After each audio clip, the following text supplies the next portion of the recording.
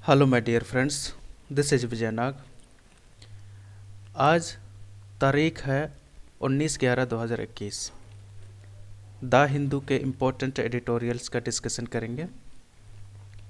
सबसे ज़्यादा इम्पोर्टेंट मुझे लगा आज के द हिंदू का एडिटोरियल। इसका विषय है the heavy lifting on climate action must begin. इसके अंदर हम कुछ चीज़ों को डिस्कस करेंगे जो आपके लिए बहुत महत्वपूर्ण होगा और एग्ज़ाम के पॉइंट ऑफ व्यू से बहुत ही महत्वपूर्ण होगा। सबसे पहले हम देखेंगे बैकग्राउंड को। ये आर्टिकल पूरी तरह समझ में आ जाएगी जब आप ये पूरे आर्टिकल को रीड आउट करेंगे। इसमें बात की गई है COP26 की। COP26 इस बार कहाँ हुआ था आपको पता ही है, ग्लासगो के अंदर हुआ था। ग्लासगो कहाँ है? स्कॉटलैंड, यानी यूके के अंदर है स्कॉटलैंड, उसके अंदर ग्लासगो सिटी है। इसके अंदर हुआ था COP26। कब से कब आयोजित हुआ था? 31 अक्टूबर से 13 नवंबर 2021 तक आयोजित किया गया था। और इसके मुख्य परिणाम क्या क्या निकले थे? इसमें ग्लासगो क्लाइमेट पैक्ट यानी GCP, ये इस पर बातें हुई थी और सारे जितने 197 कंट्रीज़ थे, इतने लोगों ने रेटिफाई किया है UNFCCC को।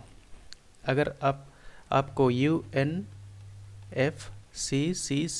इसके बारे में नहीं पता है तो मेरा पहले का वीडियो आप देख लें, उसमें पूरी बात समझ में आ जाएगी कि UNFCCC कैसे बना, कब बना, और इसके अंदर जो होते हैं COPs, कॉन्फ्रेंस ऑफ पार्टीज़, ये कब कब हुए हैं, कहाँ कहाँ हुए हैं, इसकी पूरी डिटेल आपको उस वीडियो में मिल जाएगी।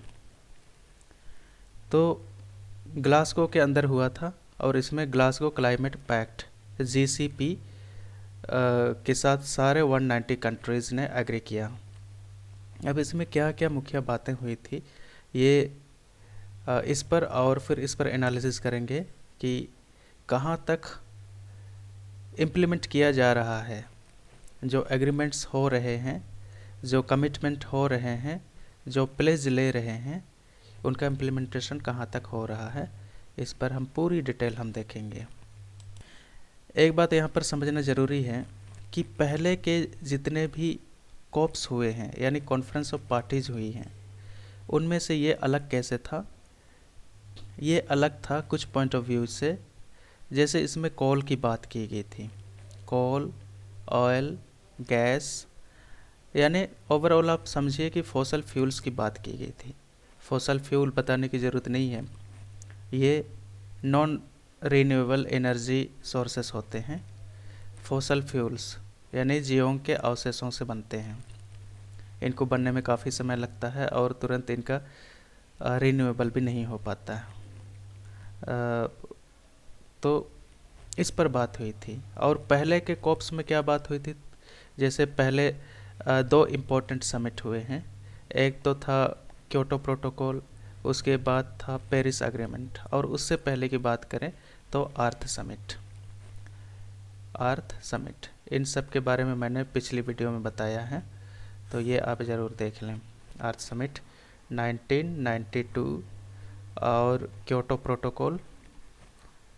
प्रोटोकॉल 1997 और पेरिस एग्रीमेंट ये हुआ था 2015 में।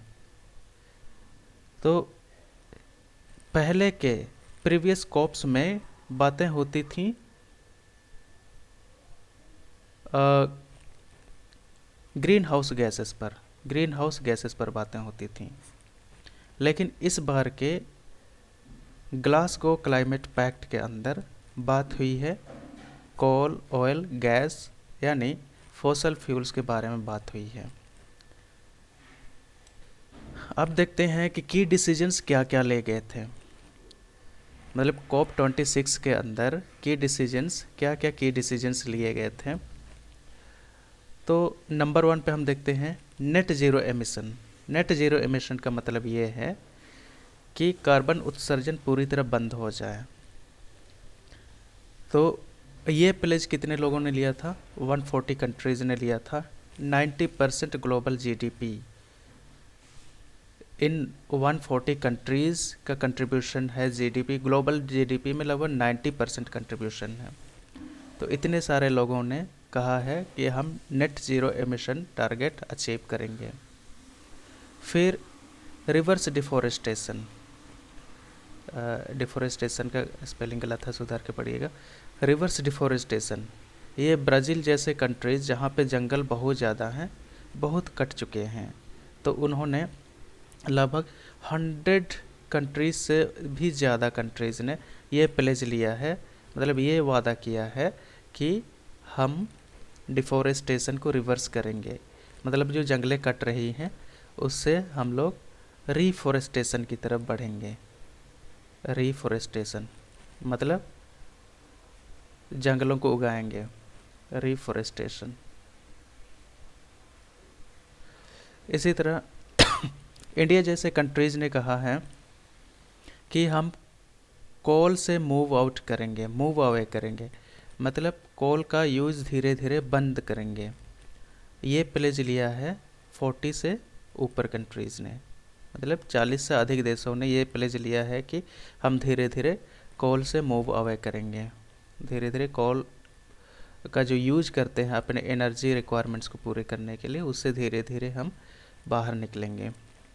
फिर इंडिया 2030 तक कुछ टारगेट्स रखे हुए हैं।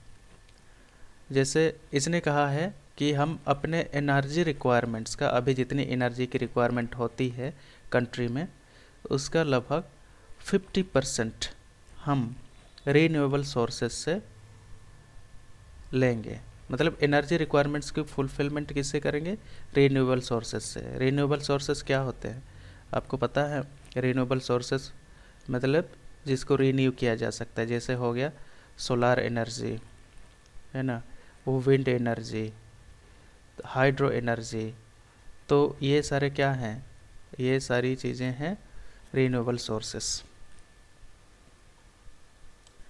एडिटोरियल डिस्कशन में आगे बढ़ने से पहले हमें समझना पड़ेगा क्लाइमेट एक्शन ट्रैकर यानी cat, CAT। Climate action tracker क्या है? ये एक एजेंसी है, ये ग्लोबल एजेंसी है जो बताती है कि अभी क्लाइमेट का स्टेटस क्या है, क्लाइमेट चेंज की स्थिति क्या है। तो इसकी रिपोर्ट के अनुसार कहा गया है कि अगर ये सारे एक्शंस ना लिए जाएं, तो अगर ये सारे एक्शंस ना लिए जाएं या फिर लिए जाएं तो उसका रिजल्ट ये होगा। पहला पॉइंट क्या है? If no action is taken, अगर कोई एक्शन नहीं लिया जाता है, मतलब अभी जो बहुत सारे एक्शंस लिए जा रहे हैं, जैसे मैं आपको बता रहा हूँ कि earth summit, Kyoto protocol, Paris agreement और फिर ये ग्लासगो वाला समिट, इनमें बहुत सारे एक्शंस लेने की बात हुई है। अगर इनमें से न्यूट्रल छोड़ा जाए, कोई एक्शन ना लिया जाए, तो टेम्परेचर राइज करेगा 2.7 डिग्री सेल्सियस राइज करेगा। ठीक है, और ये कब तक? By the end of this century, इस शताब्दी के अंत तक इतना राइज करेगा अगर कोई एक्शन ना लिया जाए। फिर अगर 2030 तक लिए गए प्लेज को, जो वचन दिए गए हैं 2030 तक, तो अगर उन प्लेजेस को अच्छे से इम्प्लीमेंट किया जाए तो फिर टेम्परेचर राइज करेगा बाय 2.4 डिग्री सेल्सियस तक। फिर रिपोर्ट कहती है कि अगर लॉन्ग टर्म टारगेट्स अचीव होते हैं, लॉन्ग टर्म टारगेट्स क्या क्या हैं? जैसे 1.2 से 2 डिग्री 20 नहीं है ये, 2 डिग्री सेल्सियस तक टेम्परेचर को लिमिट करना। कब से? प्री इंडस्ट्रियल लेवल से। प्री इंडस्ट्रियल लेवल कब का था? 850 से 1900 के पीरियड को प्री इंडस्ट्रियल लेवल कहते हैं। तो इस समय जो टेम्परेचर थी उससे हमें टेम्परेचर को लिमिट करना है 1.5 से 2 डिग्री सेल्सियस तक। अगर ये लॉन्ग टर्म टारगेट्स अगर अचीव होते हैं तो टेम्परेचर को लिमिट किया जा सकता है 2.1 डिग्री सेल्सियस तक। फिर रिपोर्ट कहती है अगर सभी टारगेट्स, जितने भी टारगेट्स लिए गए हैं, जितने भी प्लेजेज लिए गए हैं, अगर सभी अनाउंस्ड टारगेट्स को अचीव कर लें तो फिर हम टेम्परेचर राइज को लिमिट कर सकते हैं 1.8 डिग्री सेल्सियस तक। तो ये सारी बातें कही गई हैं क्लाइमेट एक्शन ट्रैकर में। आइए अब हम आगे बढ़ते हैं। अब एडिटर क्या कहते हैं? एडिटर कहते हैं हिट्स एंड मिसेस की, मतलब हमने क्या प्राप्त किया और क्या छूट गया हमसे, ये दो चीज़ें बात करते हैं एडिटर। बात करते हैं कि ग्लासगो समिट में जो हुआ था उसमें नेशनली डिटरमिन्ड कंट्रीब्यूशन यानी एनडीसी को स्ट्रेंथन करने की बात हुई है, मतलब इसको और मजबूत बनाने की बात हुई है। एनडीसी क्या था? एनडीसी मतलब होता है नेशनली डिटरमिन्ड कंट्रीब्यूशन। इसका मतलब ये है कि पेरिस एग्रीमेंट के समय, पेरिस अकॉर्ड कब हुआ था? पेरिस एग्रीमेंट के समय 2015 में पेरिस एग्रीमेंट में ये कहा गया था कि सभी कंट्रीज, सभी देश स्वैच्छिक रूप से यानी अपने से खुद से ये डिसीजन ले कि हम कब तक कितना कार्बन उत्सर्जन बंद कर सकते हैं या कितना ग्रीन हाउस एमिशंस को हम कम कर सकते हैं। ये डिसीजन खुद से ले, सभी ने अपना अपना टारगेट रखा था, लेकिन इंडिया ने ऐसा कोई टारगेट नहीं रखा हुआ था। तो ग्लासगो समिट में स्ट्रेंथनिंग ऑफ एनडीसी की बात हुई है। और फिर दूसरी बात क्या हुई है, हिट में क्या आएगा?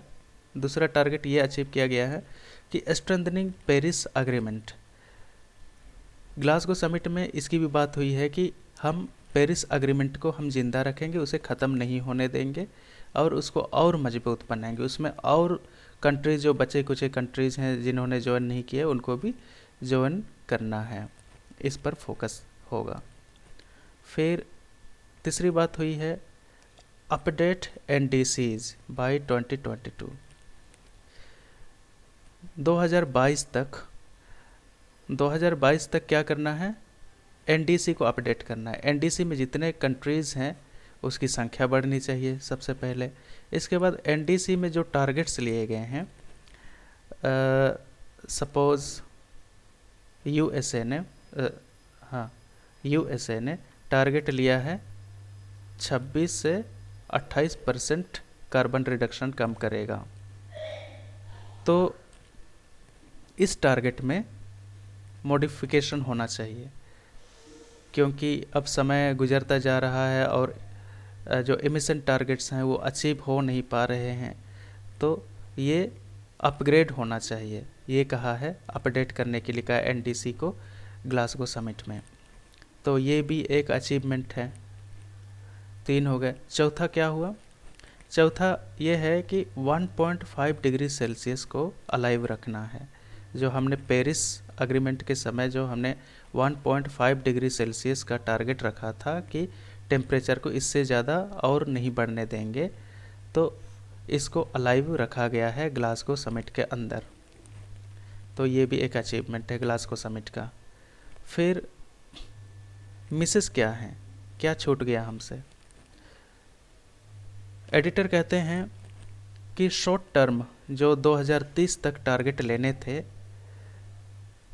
उन पर लेस फोकस किया गया, उन पर कंसंट्रेशन ज़्यादा नहीं दिया गया और लॉन्ग टर्म गोल पर ज़्यादा फोकस किया गया। लॉन्ग टर्म यानी 1.5 डिग्री सेल्सियस तक कम करना है इस सेंचुरी के अंदर, तो ये इस पर ज़्यादा ध्यान दिया गया और शॉर्ट टर्म गोल्स पर कम ध्यान दिया गया। फिर ग्लासगो समिट में और एक मिस क्या है? Long standing issues on the climate change. कहते हैं एडिटर कि जो आज क्लाइमेट चेंज के जिम्मेदार कंट्रीज़ हैं, जिम्मेदार कंट्रीज़ से मतलब क्या है? Developed countries. डेवलप्ड कंट्रीज़ ने भी तो कभी ये भी तो कभी हमारे जैसे डेवलपिंग कंट्रीज़ की स्थिति से गुजरी थी। तो ये कंट्रीज़ जो हैं ये लोग बड़े रिस्पॉन्सिबल हैं। आज ग्रीन हाउस गैस का लेवल जितना बढ़ा हुआ है उसके लिए ये लोग जिम्मेदार हैं। तो लॉन्ग स्टैंडिंग इशू को पहले रिजॉल्व किया जाना चाहिए, क्योंकि कभी डेवलप्ड कंट्रीज़ भी कभी इंडस्ट्रियलाइज कंट्री हुआ करते थे, कभी हम जैसे ही नॉन रिन्यूएबल फॉसल फ्यूल्स पर डिपेंडेंट थे, कोल जैसे चीज़ों पर डिपेंडेंट थे एनर्जी के लिए। तो आज ये डेवलप्ड हैं तो कोल का यूज़ कम करते हैं। तो लॉन्ग स्टैंडिंग इश्यूज़ को भी रिजॉल्व किया जाना ज़रूरी है। तो एडिटर के ये हिट्स एंड मिसेस हैं। चलिए आगे देखते हैं। एडिटोरियल में आगे बात होती है call issues, on call issues. जैसे मैंने आपको पहले ही बता दिया था कि इस बार पहली बार ऐसी ग्लासगो में पहली बार ऐसा हुआ है, या जितने भी समिट हुए हैं आज तक उनमें से पहली बार कोल पर बात की गई है, कोयले पर। ग्लासगो समिट के अंदर एक फ्रेज का यूज़ किया गया है, फेज डाउन। पहले फेज आउट का यूज़ किया जाता था, लेकिन अब फेज डाउन का यूज़ किया गया। दोनों में अंतर समझिए। फेज आउट मतलब होता है चरणबद्ध तरीके से कोयले की यूज़ को कम करना। इंडिया में कोयला का यूज़ 70% एनर्जी रिक्वायरमेंट्स को पूरे करने के लिए होता है। मतलब जितने एनर्जी रिक्वायरमेंट हैं इंडिया के अंदर, उसमें से 70% एनर्जी रिक्वायरमेंट पूरा होता है कोयले से। मतलब कोयले का सबसे ज़्यादा और सबसे बड़ा महत्वपूर्ण रोल है एनर्जी रिक्वायरमेंट्स में। और अगर हम फेज आउट की बात करते हैं तो फेज आउट का मतलब क्या होगा कि स्टेप वाइज, स्टेप 1 में हमें कुछ कोल को ख़त्म करना है, सपोज़ 20% कोल को ख़त्म करना है। स्टेप 2 में सपोज़ 30% कोल को ख़त्म करना है। फिर स्टेप 3 में सपोज़ 50% कोल यूज़ को ख़त्म करना है। तो इससे इंडिया को बड़ा नुकसान होता है, क्योंकि इस तरीके से अगर हम फेज आउट करने लगे कोल को तो फिर इंडिया में गरीबी आ जाएगी, भूखमरी हो जाएगी। क्योंकि 70% एनर्जी रिक्वायरमेंट कोल से पूरा होता है इंडिया के अंदर। और दूसरी बात, डोमेस्टिक फ्यूल के रूप में यूज होता है कोल इंडिया में। डोमेस्टिक फ्यूल, बहुत सारे गरीब घर हैं जिसमें गैस उपलब्ध नहीं है, सिलेंडर उपलब्ध नहीं है, जिसमें दूसरे सोर्सेस उपलब्ध नहीं है खाना पकाने के लिए।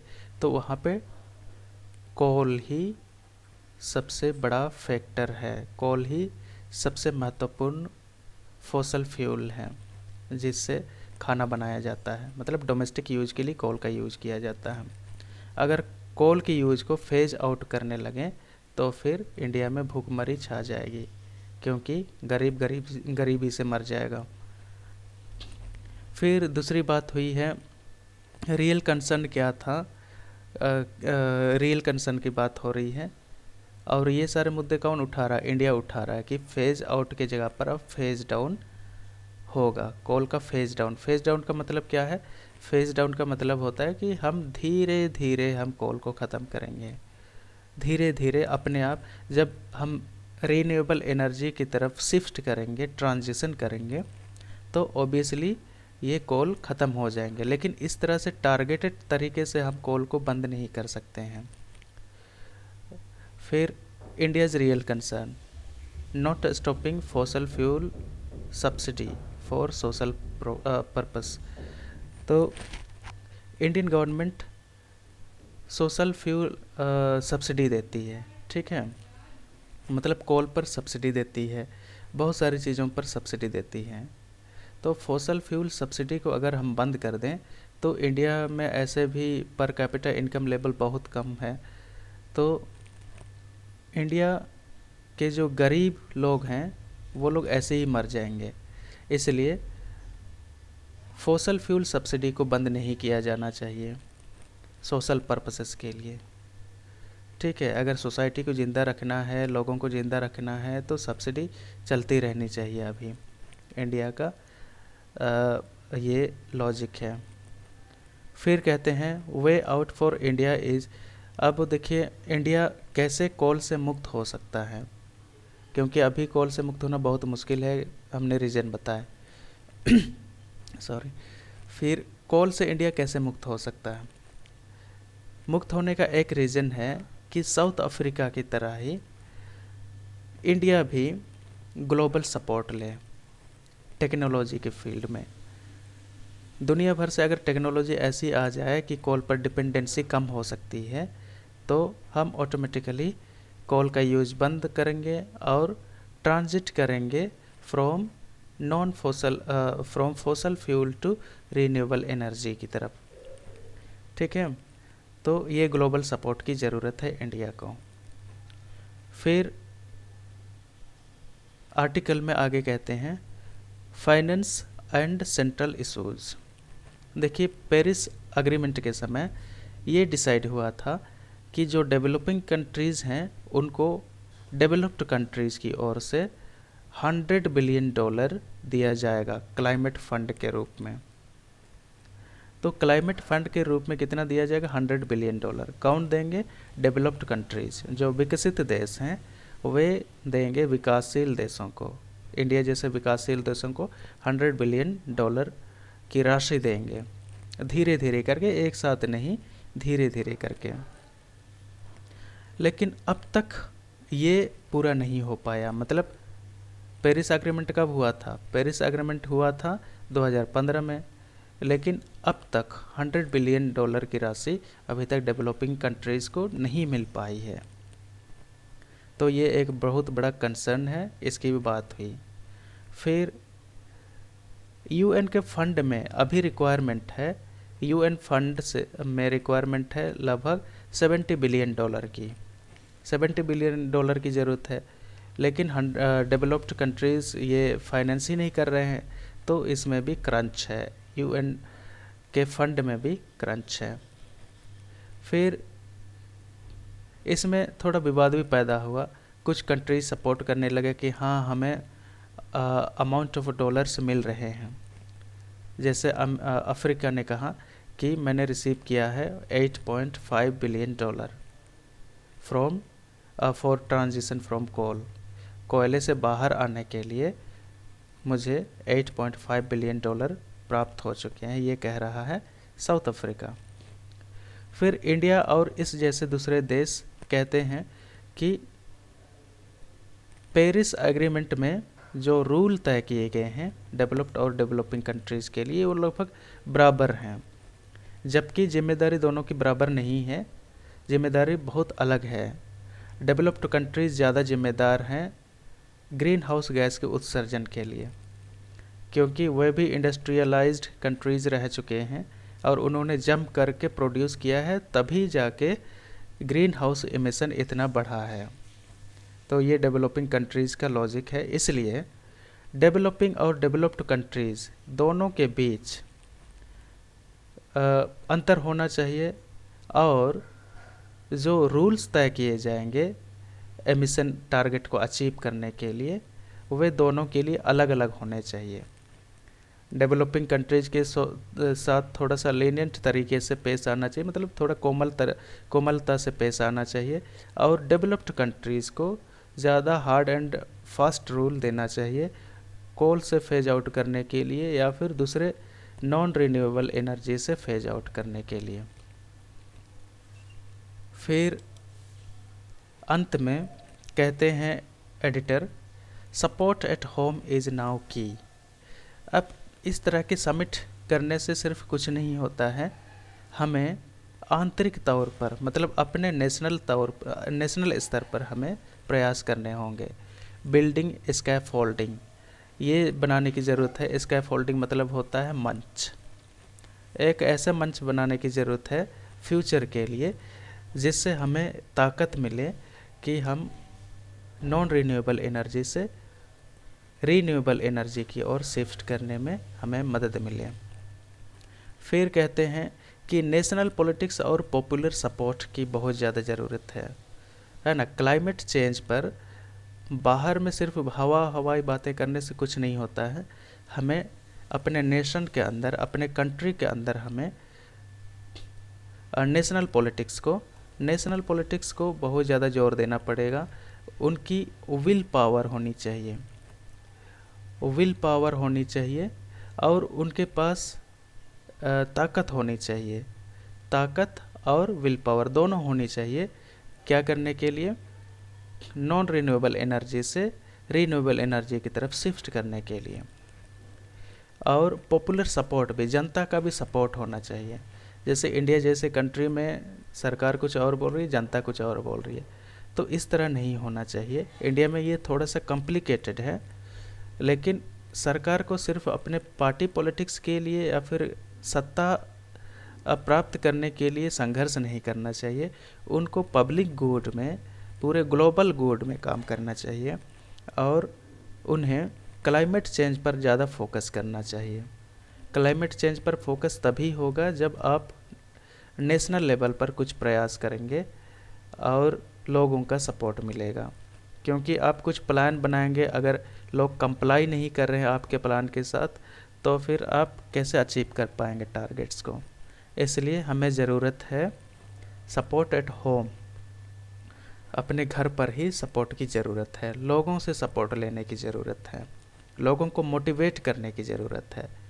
तो यही ओवरऑल आर्टिकल था, एडिटोरियल था। आई होप आपको एडिटोरियल पसंद आया होगा। Thank you very much.